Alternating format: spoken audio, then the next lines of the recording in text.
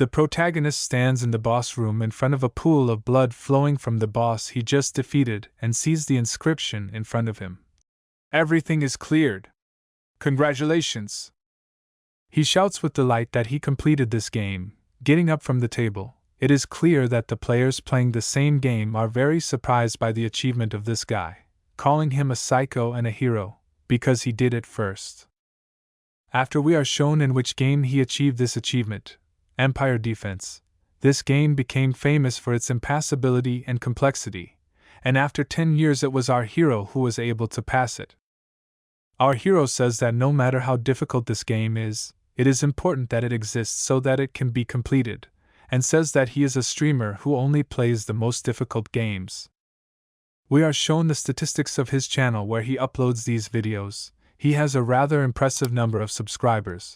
The name of his channel is Typical Nerd, showing that the hero is slightly mocking himself.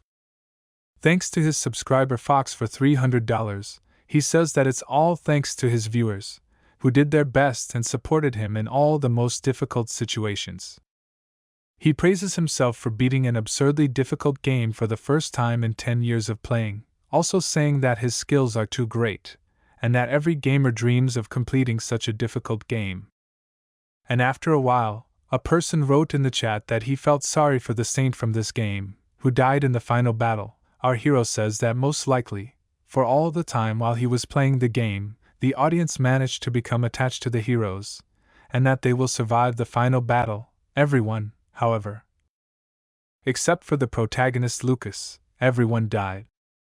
But still, his goal was to complete the game, not save the characters.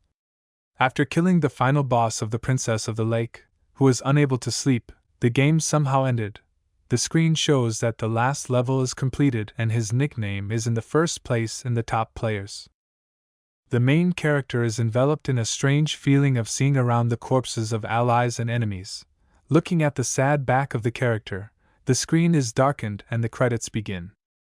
The main character somehow feels better. In the chat, the audience began to say that the studio that created the game should at least praise the player for completing it, but our hero says that this should not be done because he played only because of his interest. At this point, the stream continues, and the viewers think that he is greedy because they see an unhealthy gleam in his eyes, because of which they believe that he would gladly accept the award, but the hero also denied everything. It turns out that the creator of this game disappeared 10 years ago. At that moment the upcoming release of the game was announced, after which he stopped communicating and now he hardly cared about the fact that someone could pass his game 10 years later. But suddenly a message from him lights up on the monitor, which makes our hero fall into a stupor. The whole chat is at a loss. The creator thanked the player, saying that he didn't expect anyone to be able to get through. The hero in a stupor still says that it was not worth gratitude, to which he receives the answer, "I'm glad that we have hope." The hero at this moment thinks that he is making the second part of this game, and does not understand what the creator of the game, who is sitting on his stream, is getting at. However, the creator states that he helped him a lot. But he does not believe and thinks that this is all untrue and decides to kick him out of the stream. As soon as the main character decides to do this, his health fails, and he begins to lose consciousness. Falling to the floor, he hopes that the subscribers who saw this will call an ambulance. But after time, he comes to himself. And looking around, he sees that he is in another world. Screaming in shock and rising from the ground, he sees the knights next to him lighting a fuse from a cannon.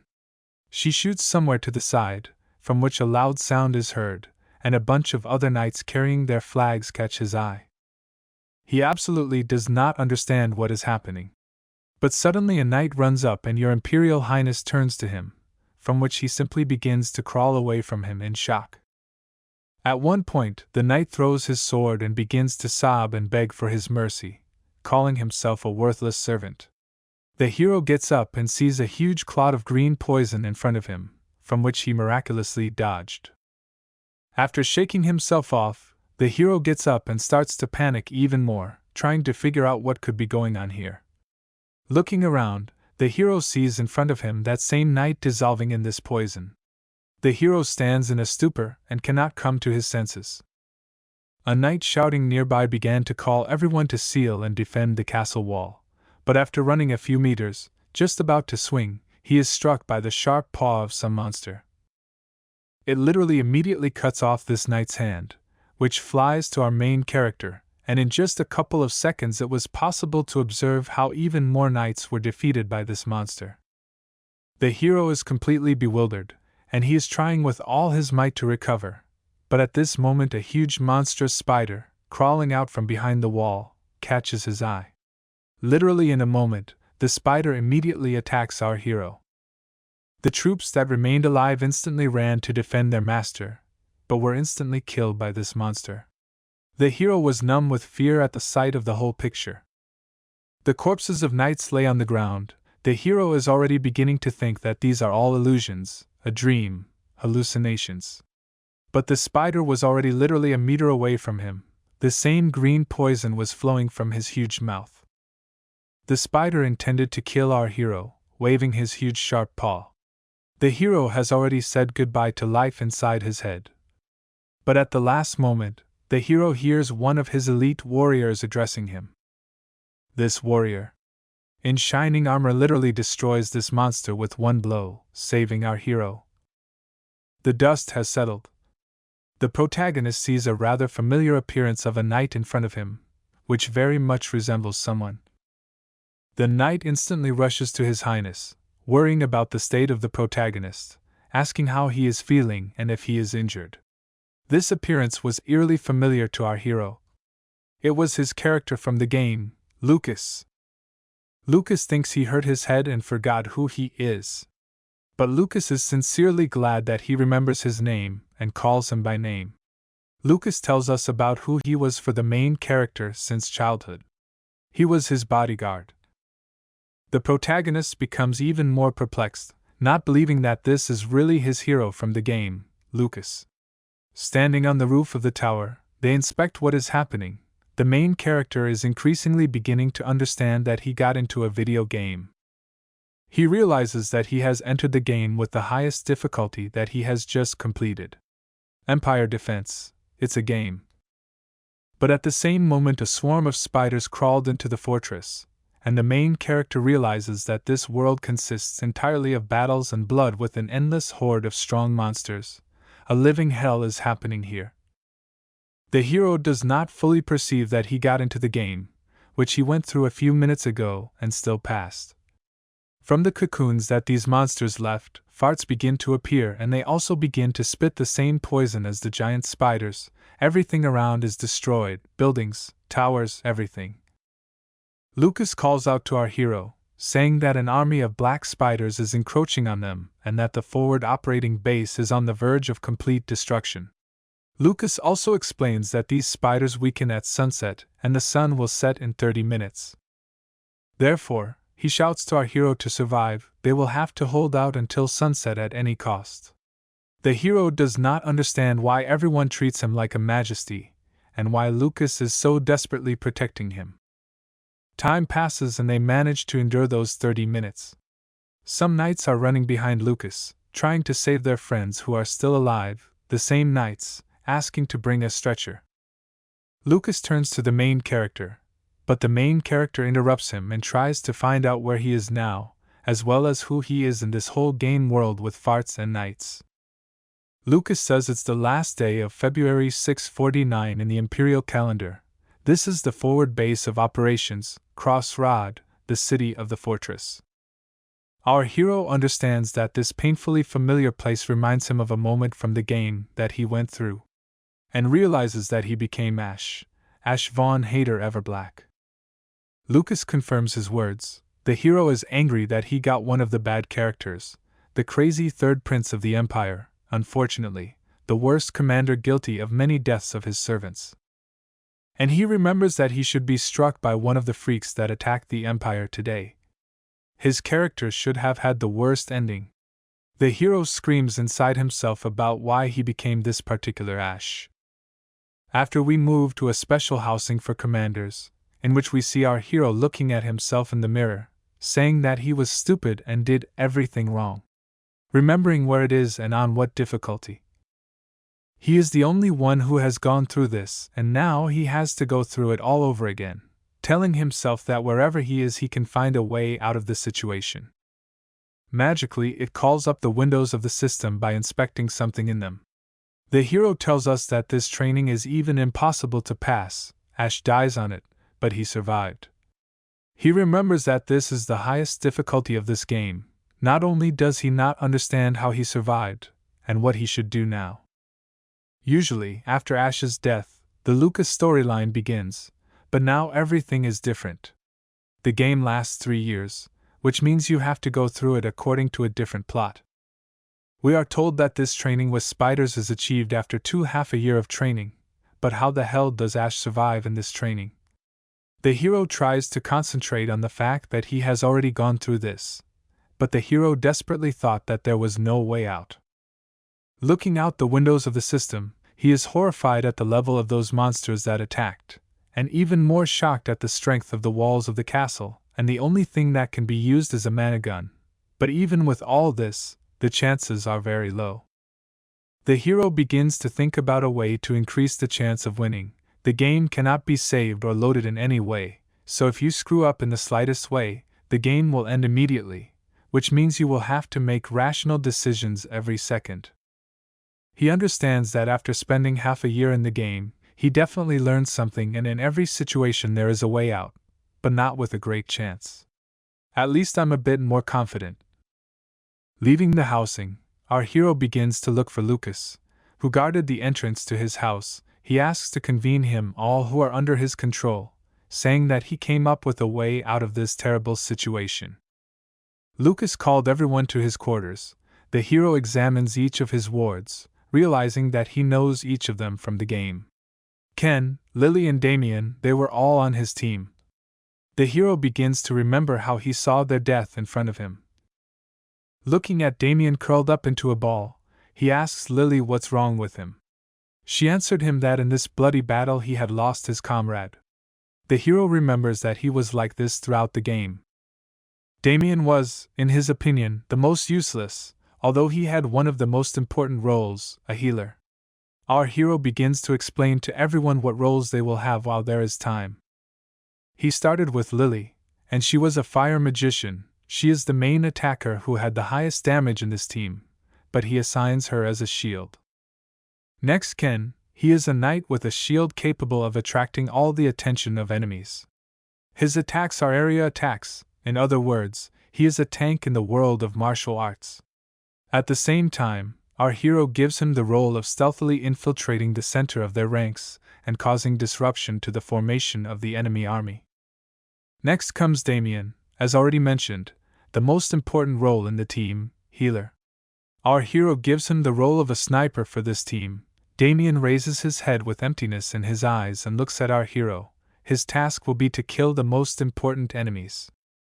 And finally, Lucas, he must command the rest of the soldiers to maintain the front line against the fortress wall. The whole team is in a stupor. Our hero asks his team to say something, but they are silent. This silence is interrupted by Ken, who is angry because of the too stupid role-playing. He begins to shout loudly that he has exposed terrible dangers by giving the wrong orders. Our hero did what Ash did in his game, stupidity, and all his orders sound like nonsense. And the hero begins to understand that this cannot be done with ordinary methods. There is nothing left to do in this whole situation, so he will have to dominate them to do what he asks. He turns to Ken and asks him how he dares to present the son of the Emperor and the commanding officer in one person in such an obscene light, discussing his orders right in front of him. Ken immediately apologizes for everything he said, starting to justify himself to him. The hero understands that if he does not take all the initiative, then everything will fail. Further, our hero stands in the middle of the room and begins to say that, according to his minions, his plan is senseless and useless, and at this moment he approaches Lily, pulling his blade from the sheath and telling them that they must completely obey him, stabbing his blade right into Lily's shoulder. Everyone in the room freezes from this incomprehensible action. Ken thinks that the prince has completely lost his mind, and that they simply won't survive with such and such a commander, but it's not so simple. the hero starts to pull the sword out of Lily's shoulder. But her body begins to cover with fire. The hero remembered that the game developer added one feature as a joke, which was completely opposite to their original roles. The hero asks Lily if she was stabbed as a child when a goblin horde invaded her village. After that, she acquired the ability, Fiery Skin. This is a feature and ability that arises in front of the strongest fear of sharp melee weapons. She is able to defend herself against cuts from knives, blades, and swords by turning her skin into fire. This ability requires mana points, so if it ends, Lily is finished. The hero asks Lily if he is right, while saying that this is definitely a tank ability, but in the game it was impossible to use it correctly. Unfortunately, it was not. But it's real. He begins to reveal that he plans to take full advantage of this ability, telling himself that in that case he will have to resort to cheats in order to complete the game. After apologizing to Lily, he pulls the blade from her shoulder, saying that he wanted to prove the plan was right. Lily said that everything was fine with her and asked how he knew this. The hero says that it doesn't matter. Now he approaches Ken, talking about his childhood. It turns out that he stole because he was from the slums. It is clear that for people like him it was very difficult to break into the nights. Ken had a great pickpocket survival ability, a habit from when he was a pickpocket. He is able to hide his presence in the face of threat and avoid attention, but at the same time, this ability consumes a huge amount of health points. Our hero asks him if he can be secretive when he wants, and if he can avoid unnecessary attention, but Ken is silent, because of which the main character threatens that he can show everything himself. Ken immediately replied that everything is possible. And now he's moved on to Damien.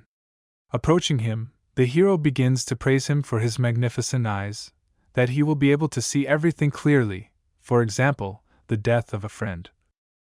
Damien begins to tell us about his friend. They lived in their hometown, in an orphanage. During the battle, his friend decided to sacrifice himself in front of the same monsters that Lucas struck in the last battle.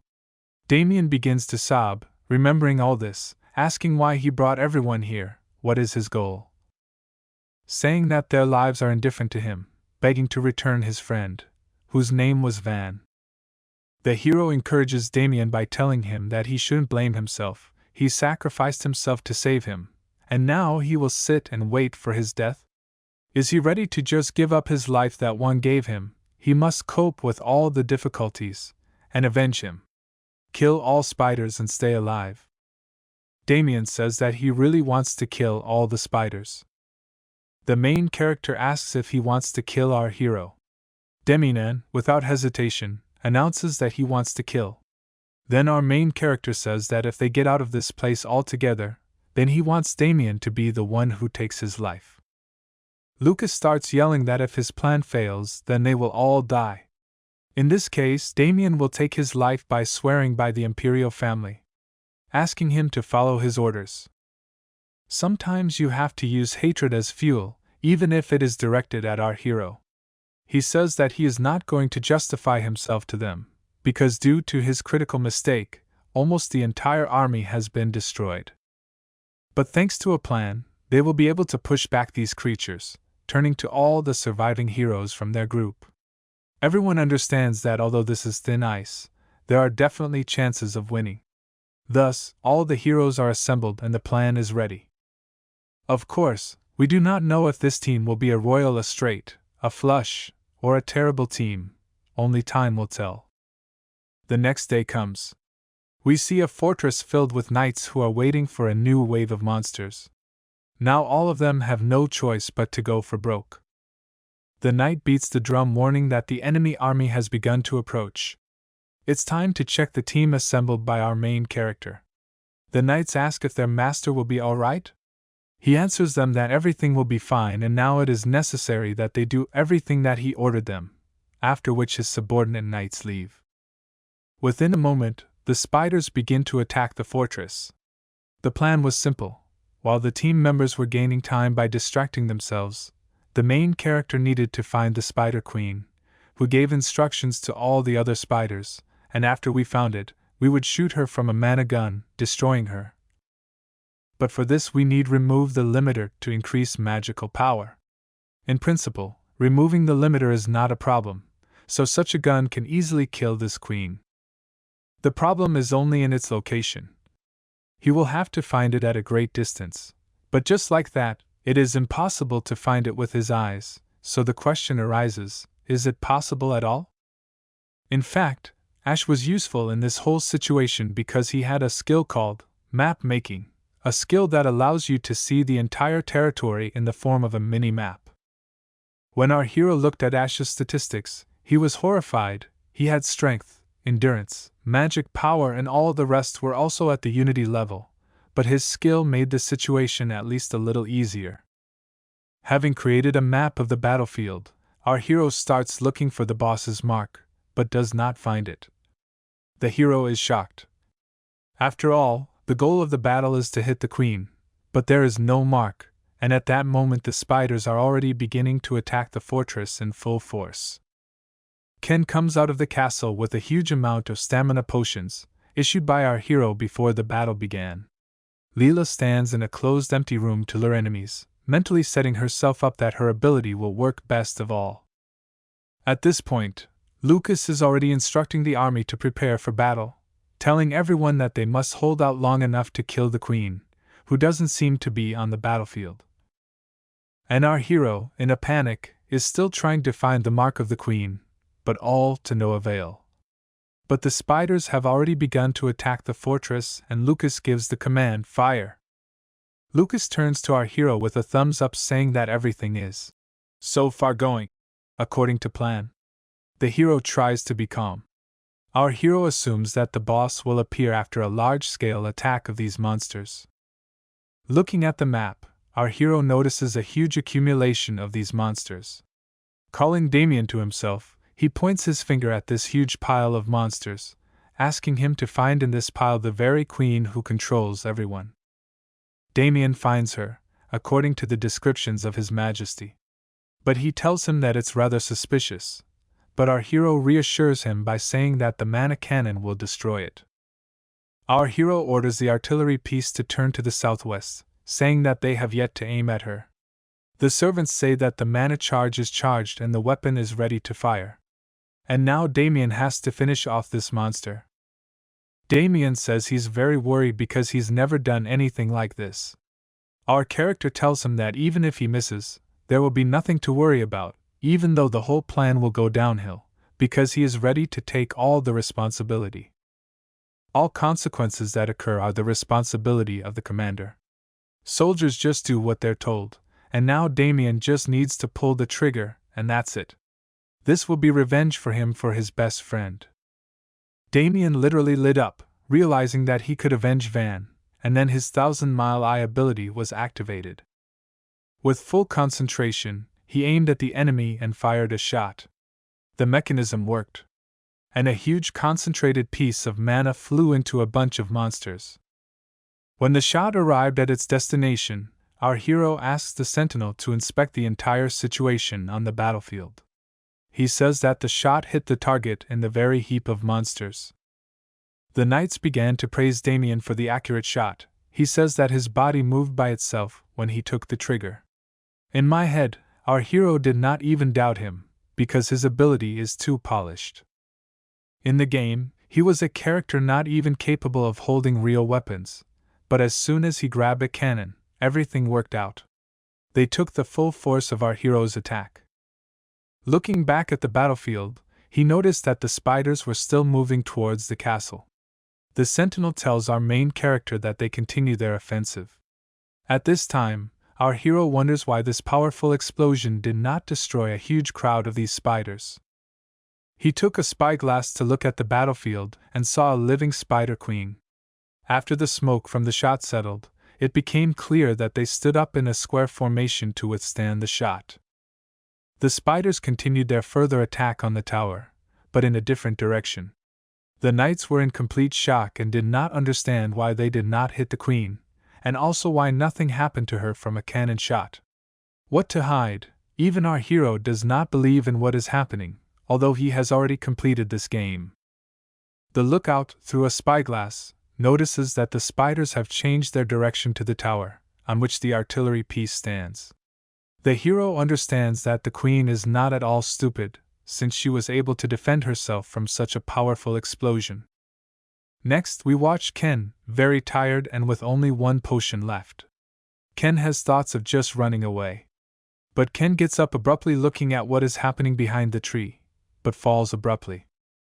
We move back to the battlefield. The spiders continue their offensive. The queen, unfortunately, is still alive. Our hero assumes that they simply did not have enough damage. When our character played through the game, he remembers that the spider queen died from 1, maybe 2 shots from a cannon.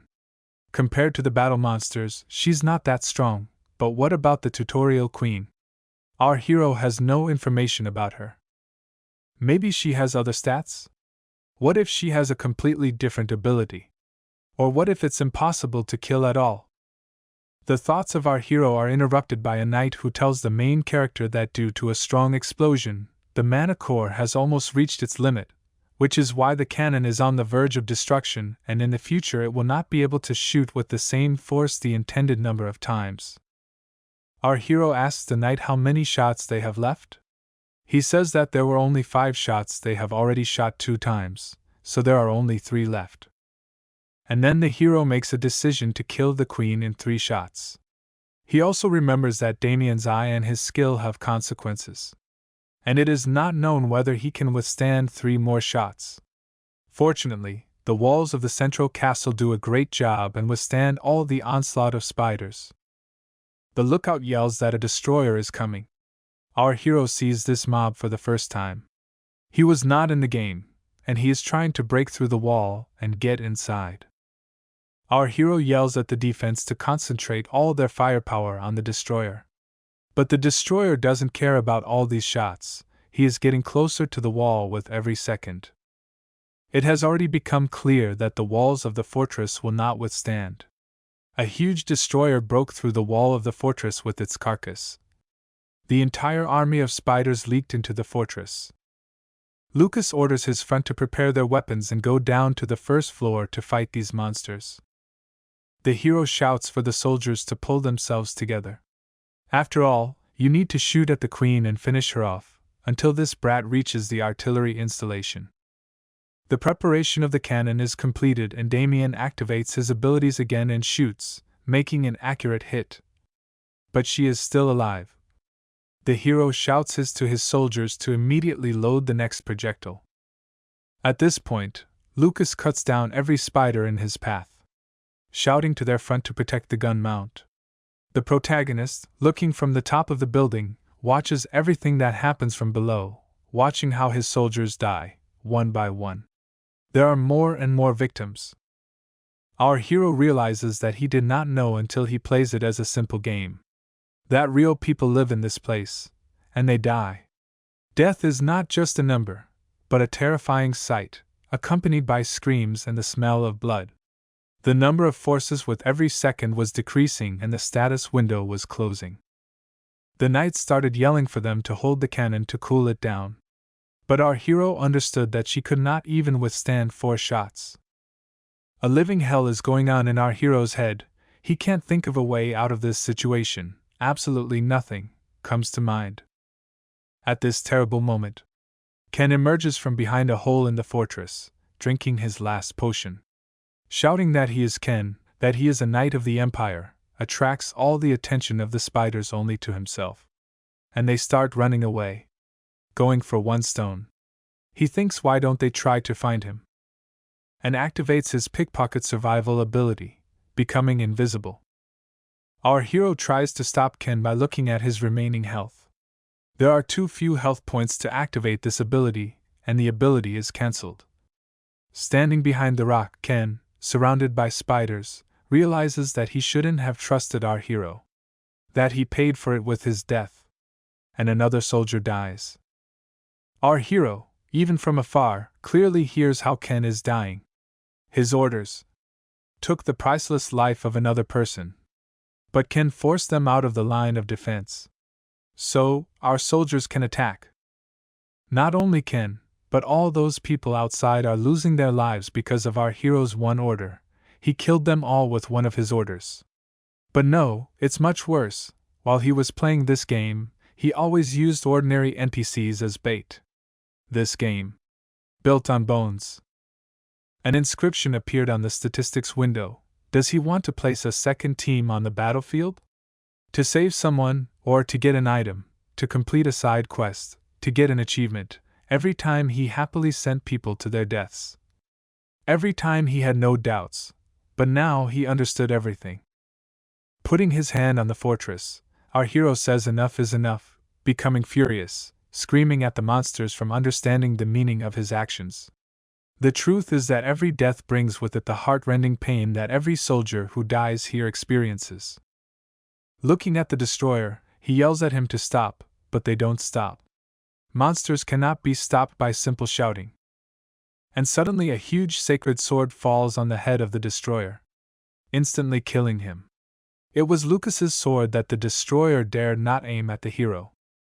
Lucas asks our hero if he's okay, and our hero comes up with the idea that there is a way to stop these monsters. Just kill them. The soldier calls our hero, saying that 4 shells are loaded. But the consequences of Damien's ability are fatigued from hell and he won't be able to shoot again.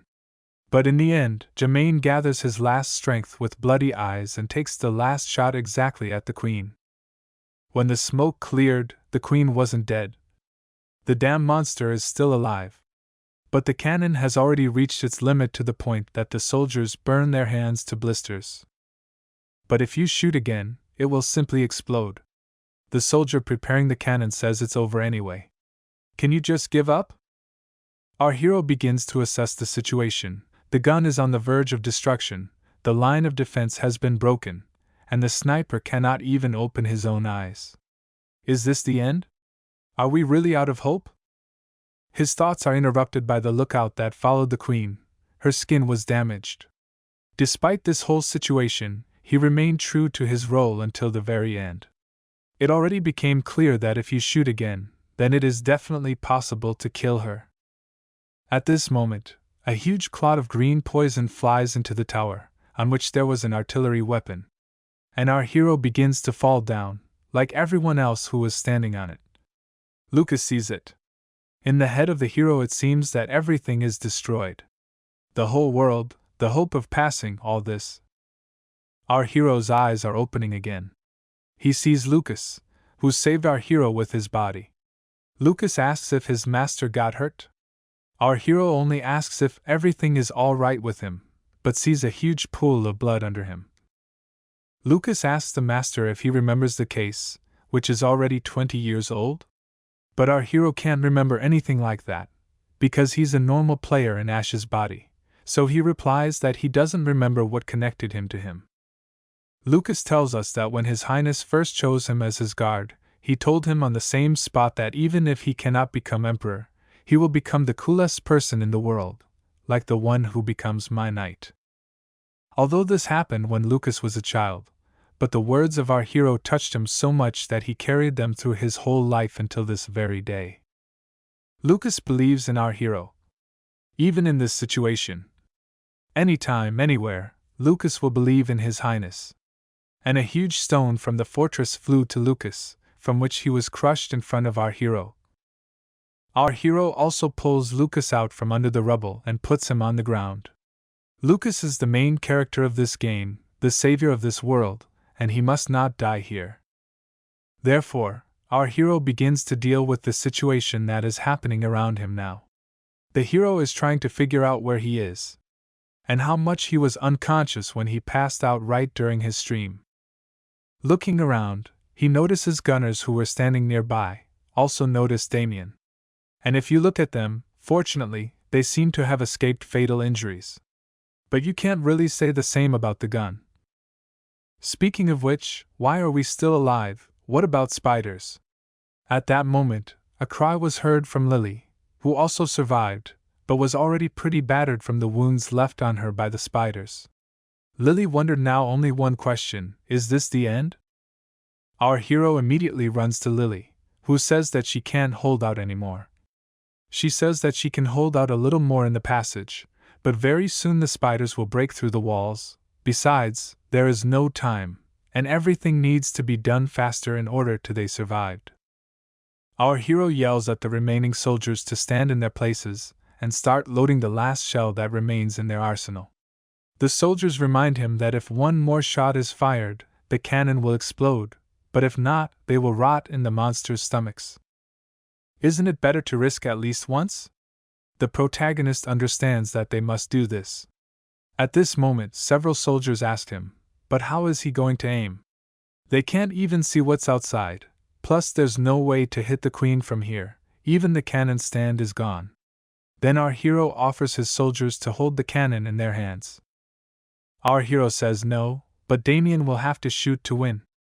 The soldiers were ordered to load the last shell. At the same time, our hero does not know exactly how the 1,000-mile eye works, but he relies on Damien, because if Damien fires, then the projectile will always reach its target, so they just have to believe in it.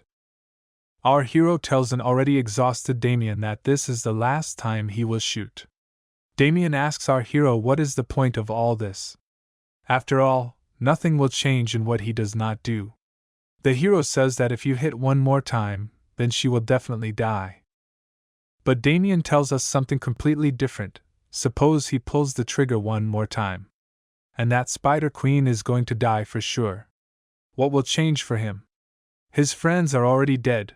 Even if he takes revenge on all enemies, he won't be able to bring them back. No matter how desperately he works, no matter how hard he does not try, life always takes everything. Our hero understands him, listening to Damien further that he wants to stop all this and does not want to continue to live like this. He wants to van. But Damien calls out to our hero, telling him that is he supposed to believe that this world is so meaningless. Thinks that if you overcome serious difficulties, life will continue to be a living hell? Our hero asks to stop carrying obvious nonsense, calling him an unfortunate winner. If this world has difficulty, it's definitely hellish, and a man of steel mode that you can't even survive. It wasn't a game from the start. This world was a hell of a difficulty in man of steel mode. He is meaningless and ridiculous, because nothing goes according to his plan. This is life, who doesn't know it? We're living in this devastating environment, and he's going to just stop fighting? And Damien, just giving up, will leave? To become a piece of the waste of these same spiders? Just because of this? Damien says no. We must fight until death strikes. The hero encourages Damien, saying that he will fight to the end, and strategize to his last breath. Our hero takes his blade out of its sheath and gives it to Damien, saying that if he wants to kill himself just like that, then let him cut off his head with this sword right now. If he's not a coward, then let him pull the trigger. Let him stop looking for his dead friend. All you need to do your job is obey your commander. You don't need some trivial reason to live. He is his tool, his key, his trigger, nothing more is required of him, that's all I need from him. Ash's new skill has been unlocked. Passive skill, Indomitable Commander. Putting his hand on Damien's shoulder, he orders him to turn the face of this monster. Finding strength, Damien tells his commander that he will follow his orders. At this moment, the soldiers begin to shout that the last shell is already loaded, but there is no way to cool the barrel at such a pace. Our hero says that he will hold the cannon himself. But the soldier tries to stop him, saying that she is too hot and that just touching her with an ordinary burn will not do. The hero asks if Damien is ready. He replies that he does not see anything and does not feel his hands. Our hero says that it does not matter. Both begin readiness, they take a red-hot cannon in their hands. And the soldiers instantly run up to their majesty, helping and holding her. The destroyer is about to approach the wreckage, destroying it while looking at our heroes loading the cannon. Damien approaches the cannon and uses his skill to the last of his strength. The core, covered with the power of mana, instantly soared into the sky. At first it seemed all impossible, because they were shooting at an enemy they could not even see, they were surrounded by the wreckage of the fallen fortress, and they had almost no chance of hitting the target. However, the projectile flew straight at the Spider Queen. He doesn't care about the difference in height, doesn't care what distance, doesn't care about hundreds of thousands of monsters on his way. As if he was simply reproducing the chosen outcome, he flew into the Spider Queen screaming in anger and fear. The projectile hit right in the head. The shell blew the fucking skull of this monster clean. At this moment, we see statistics windows on which messages from the broadcast chat are written. When our hero saw one message in the chat, he didn't even know how to react to it. The viewer wrote that he would immediately subscribe, hoping that he would stream more of this game. Our hero did not particularly remember what he wrote then in response. And then he wakes up from a long sleep in the same world where the battle with the spiders took place. The hero tries to get up, but due to the terrible pain he cannot do it. A familiar voice advises him not to get up yet, addressing him as Your Highness. She says that Damien healed his wounds with magic. Turning his head, he sees Lily, who says that he has very severe burns all over his body, so it takes some time for a full recovery. It is also said that he slept for 3 days without regaining consciousness. Lily says that she was very afraid that her master would never open his eyes again after that battle with the army of spiders. Lily said that the army immediately retreated as soon as their queen was beheaded. Next, we move to the soldiers who are digging out from under the rubble and carrying away the victims of the battle. Reinforcements took care of them, and also got rid of the remnants of the enemy spider army. Lily says the cleanup is complete, with the most severe burns on her arms, shoulders, and neck. As soon as they return to the Crossroads, he will have to visit the temple. However, even after a full recovery, he will still have scars. It's a small price to pay to save a life. Our hero again drew attention to Lily, asking her how is she? Seeing her in a wheelchair, he instantly loses all words in his head. Lily tells how when she ran out of mana, one spider hurt her back, then the queen died immediately, so no one attacked her again. However, that wound appears to have damaged a nerve, and she can't move her lower body. Lily reassures her master, saying that he has nothing to worry about. She is grateful to her fate for the fact that she, survived even after what happened. And also Lily tells, with the exception of 5 gunners, Lucas, Damon and herself survived.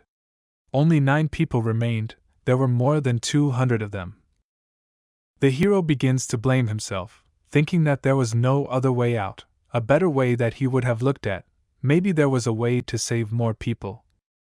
Lily further reassures him, saying that he is not omnipotent, in that situation it was impossible to save everyone. We did our best. Our hero replies to Lily that he is the only one who is responsible for this battle, even though Ash started it. But since now it is he who is in this body, then the responsibility lies with him.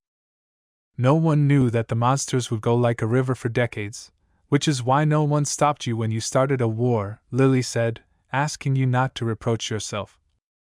At this moment, Lucas bursts into the room. Thank heavens you have woken up, Your Majesty, he addresses our main character. Coming closer to our hero Lucas, he begins to ask if something hurts him, or should Damien be called? Our hero reassures Lucas, saying that everything is fine with him. Also asking him if Lucas is hurt, shouldn't he be treating the wounds? Lucas is still a tough nut to crack. Therein lies his strength. But that goes without saying, because he is the strongest knight of this century. Lucas says that he compiled the largest list of those killed in this battle, while the main character was unconscious. He reports that, unfortunately, they could not find all the bodies, they did their best. Our hero asks Lucas where all the remaining corpses are now. Lucas tells him that they are in the northern plains, at a forward base. The hero says that he wants to see them. Our hero gets out of bed. Despite Lily's words, he is still not fully recovered. Our hero says that they lost their lives under his command, so he wants to go there, asking Lucas to help him.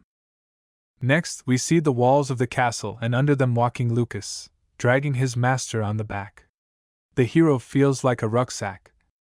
Our hero jokes that Lucas should be told that he doesn't want to become his horse. Lucas answers him, if he so desires, then he agrees. But the hero says that he is joking, so he should not take it seriously. Moving on, they see Damien looking at a huge hole in the fortress. Our hero calls Damien. He says that he is glad that His Highness woke up. The hero asks how his eyes are. He replies that everything is in order. Vision gradually returns. But he can't look at everything the way he used to. The hero heard that he took care of the wounded soldiers alone. He circled the entire field using healing magic despite not being able to see anything. And Damien passed the test no less difficult than our hero.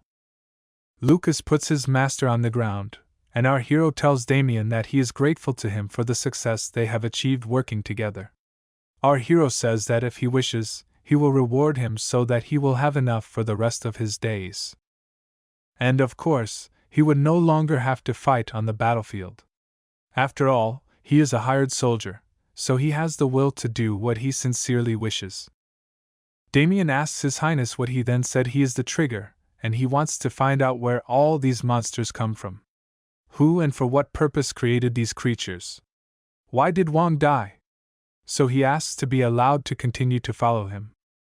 Lucas and our hero smile, telling him that he lets him follow him further. They just need a clergyman to honor the memory of those we have lost. Our hero knew perfectly well that there was no better way, that there was no better strategy. There is nothing more stupid than thinking about it when everything has already happened. He chose a strategy that he brought to life, and this is its entire result. Therefore, he must take full responsibility and place it on his own shoulders in order to move on. The hero tells Lucas as soon as the funeral is over to take all the bodies and move them to the Crossroads. Unfortunately, funerals are also more expensive than the lives of people in this world. In the south of the intersection there is a huge wasteland that would fit under the cemetery for these lives, where they will honor their memory and bury them. And once a year and 2 months they will honor the memory of those who sacrificed their lives in the war. Lucas obeys his master. The hero says that this was done not only for those people who died in battle, but also for those whom he killed without remorse for a long time in the game. This will be his redemption. Our hero tells Lucas that he will never lose another battle again. He will never make mistakes again. Also saying they are coming back to their main base, Crossroads. At this moment, the inscription. Prologue completed. You have received a reward for completing. Check your inventory. Next, we see a huge number of carts driving across the field. Our heroes have left the base of operations and for the 3rd day they are moving north back to the fortress. We see a bright red luminous pendant around the neck of our hero. Our hero does not know what to do out of boredom, asking Lucas if they will arrive soon. He replies that very soon, asking him to be patient a little more. Our hero complains that Lucas is like a food delivery man when he lived in the real world. He says the same thing, but in any case, he can now choose a class, because he reached level 5 in this world. Now our hero will have a rather difficult choice in choosing a class. We see the system window with the statistics of the skills of our hero Ash, and they are, to put it mildly, bad. But there is something more interesting, regardless of which stats improve. He can choose absolutely any class that exists in the game. And there is one problem, and it is at the end of the list. Our hero scrolls through all the classes in the statistics window, reaching almost to the end of the list. Finding a class, Novice Commander, a special class unlocked for completing. Hellish Iron Man. What kind of class is this? Is this the so-called hidden class? The last time our hero received a skill called Stubborn Commander. Why is the whole world shouting to our hero to choose the Commander class? Next, we are shown a full description of our hero's Stubborn Commander ability. Stubborn Commander, a skill gained for high morale of a person who never gives up no matter the circumstances, creates immunity to mental debuffs from any enemy within 10 meters. A great skill, our hero says, but it's useless in the early game, because mental debuffs appear towards the end. It is risky, of course, to choose a class about which you know nothing. At this moment, Lucas calls out. They say that they are approaching an intersection. Our hero looks out the window, looking at a huge fortress called the Crossroads. It was built in the southernmost part of the world. This fortress was built to hold back the monsters that were endlessly advancing from the dark lake, located to the south. At that moment, the castle gates open and they enter. In the past, it was the largest fortress in the entire empire, but as the monster invasion subsided, the army was redirected to other places. And due to the lack of an army necessary to protect the fortress, it was necessary to hire mercenaries, old men pensioners, who were already breathing death in their backs, and who were driven out of the battlefield, taking newcomers in return. Mercenaries were hired regardless of their nationality or abilities, and they simply needed cannon fodder on the front line. And when the fortress was filled with cheap lives, restaurants, banks, and hotels began to appear in it. 10 years later, the fortress turned into a huge city. And in the end, people simply stopped calling the Crossroads a fortress. And now this place is called Fortress City at the forefront of monsters. But the city had another name, one that made fun of the mercenaries who flocked here for money and their death like moths. Therefore, it was called the City of Suicides or Grave City. It was a human Maginot Line, a crossroads. During the game, our hero did not pay attention to the fact that this city was much larger than he imagined, and more shabby. In any case, our hero will become the lord of this city. Looking out the windows of the carriage, he observes the sour faces of the inhabitants. Although it's understandable why. As the appointed commander and new lord barely made it back alive after his army was crushed. However, the hero knew that this could happen, so he prepared well for this by carrying a huge carriage with magic crystals on the back of the carriage and put them on purpose very casually. Since they were high-level monsters, these magic crystals have a high degree of purity. They are worth a fortune. So many that how not soon you have to think about the lack. Still would.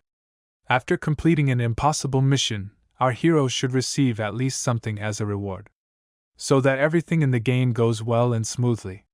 The main factor will be interaction with citizens. At the moment, the inhabitants of this city completely lack confidence in me, our hero says. But you can already understand how to win their hearts. This, of course, is money. Therefore, the hero, our hero, with the help of a simple and at the same time effective method, is going to win his trust simply by buying their souls, giving them money. After some time, the hero arrives in a carriage to his house. Lucas opened the door of the carriage to our hero, saying that they had arrived at the place. After praising Lucas, he looks back at his house. Our hero is simply shocked by the kind of house he will live in. He even has nothing to compare it with. He is too huge and beautiful. Never did our hero think that his desire to have his own house would be achieved in this way.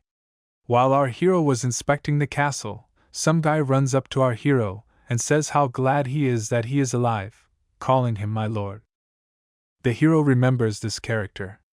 But this guy interrupts his thoughts. I apologize that he should not have named him as my lord. Apologizing to him already as to your highness. The hero says to call him whatever he wants. This guy took our hero by the hand, saying how he was worried that scars would remain on his body. The name of this emotional man with notes of ignorance of the servants is Ider. In the game he is the manager of the city. Ider works on all administrative work at the Crossroads, from location and facilities to platoon management, and various system tasks. That is why he is here, waiting for His Majesty. And that is why our hero will have to manage the city with him. Ider opens the doors of this divine mansion, letting his master into the house. He had already prepared a warm bath, a delicious supper, telling him to rest properly. Our hero orders Lucas to make sure that all the soldiers have a good rest, including him. But he says that he must protect him, but our hero says that nothing will happen overnight, so let him rest and go back to his business tomorrow. And Lucas obeys him, leaving somewhere. Ider calls his master to follow him.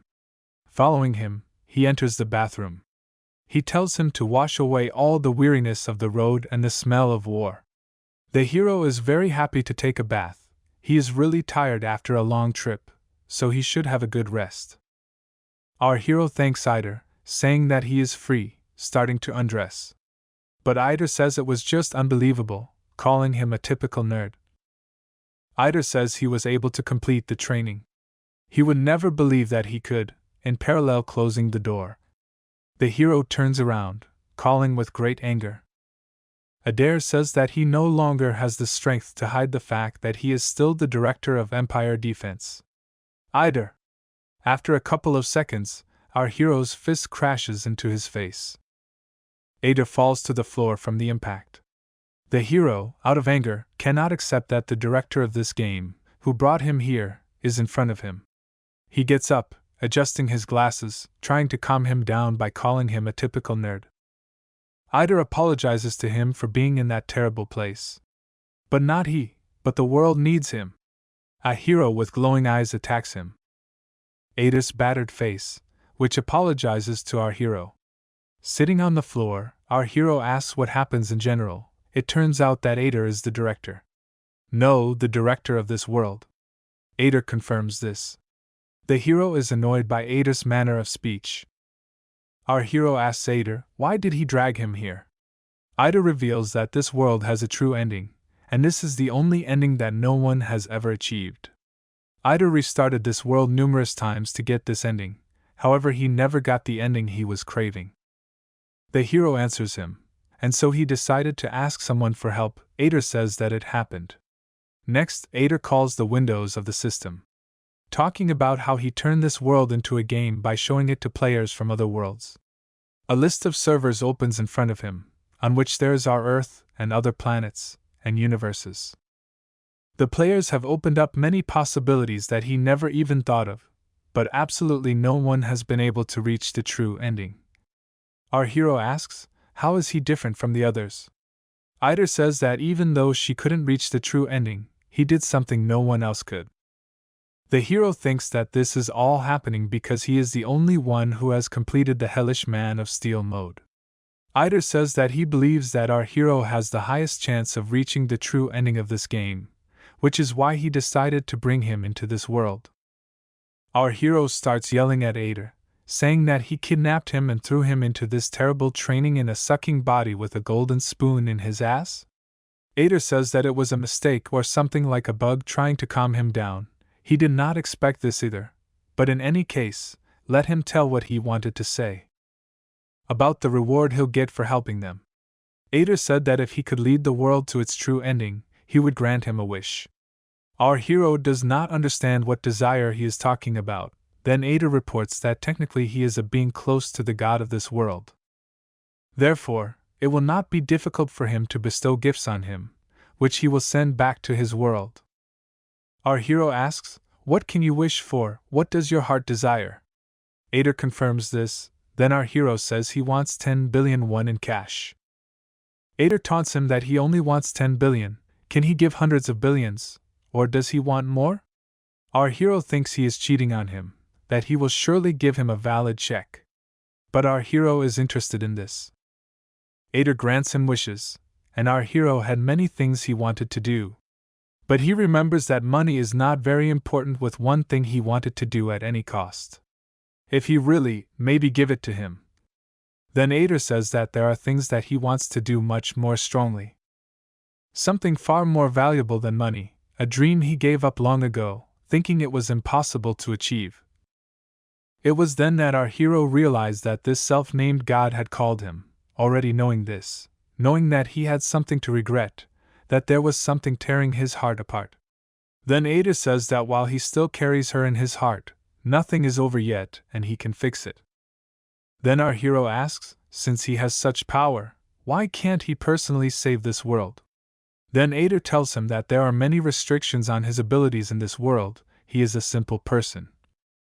Which is why Ada needs an agent acting on his behalf, Mr. Typical Nerd. Our hero asks Ada what will happen if he dies. He replies that everything will be over.